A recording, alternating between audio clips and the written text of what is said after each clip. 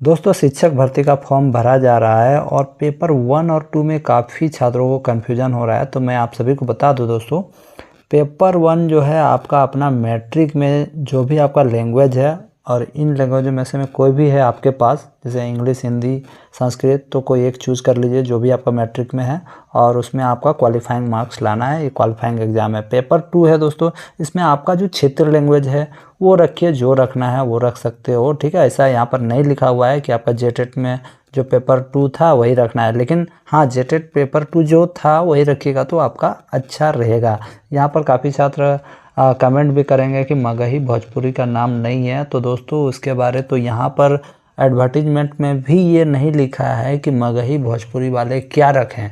तो ये आने वाले वक्त पे पता चलेगा, क्योंकि अभी जेएसएससी ये बात ज़रूर जाएगी।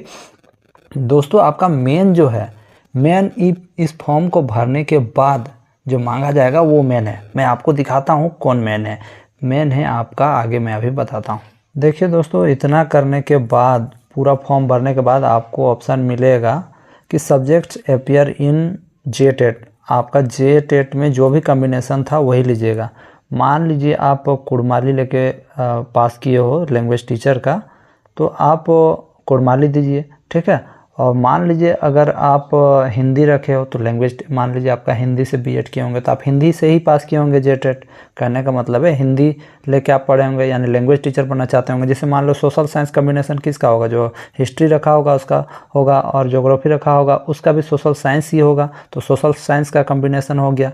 मान लीजिए आप रख लिए हैं मैथ, तो मैथ एंड साइंस टीचर में आपका कॉम्बिनेशन होगा। मैथ एंड साइंस से अगर पास किए होंगे जेटेट तो आपका हो गया मैथ, और उसके बाद इकोनॉमिक्स रखे होंगे तो आप सोशल साइंस से पास किए होंगे। सिंपल सा बात है। बिजनेस स्टडीज जो रखे होंगे वो सोशल साइंस के अंतर्गत आते हैं। बॉटनी जो रखे होंगे मैथ एंड साइंस कॉम्बिनेशन लेके जेटेट पास किए होंगे। जो बांग्ला रखे होंगे टीचर, वो लैंग्वेज टीचर होंगे। अकाउंटेंसी जो रखे होंगे वो सोशल साइंस लेके पढ़े होंगे। तो वही पूछा जा रहा है, सब्जेक्ट्स अपीयर इन जेटेट, यानी आपका इसी के अनुसार आपका मेरिट लिस्ट बनेगा जेटेट में जो सब्जेक्ट से आप पास किए थे। तो दोस्तों इसे शॉर्ट वे में समझ लीजिए। यहाँ पर जो कहा जा रहा है सब्जेक्ट्स अपीयर इन जेटेट, वो ये कह रहा है ये पेपर 2 से अलग है। ऐसा नहीं कि पेपर 2 में खोटा रखे तो यहाँ भी हम खोटा रखेंगे।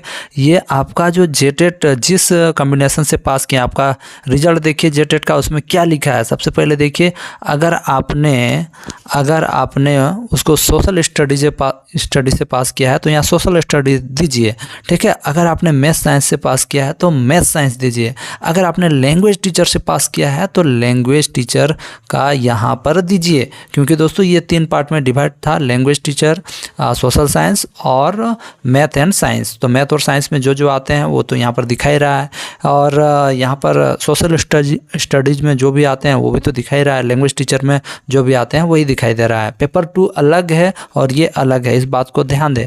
अब मुझे लगता है आप सभी को समझ में आ गया होगा। एक लड़के ने कमेंट किया था कि जो बीसीए लिए हैं मैं क्या चूज करूं, तो देखो भाई, आपने जेटेट अगर बीसीए लिया है तो जेटेट में आपने मैथ और साइंस से पास किया होगा, और इसमें कुछ ज़्यादा कन्फ्यूजन नहीं है, तो आप मैथ और साइंस से रखना, ठीक है।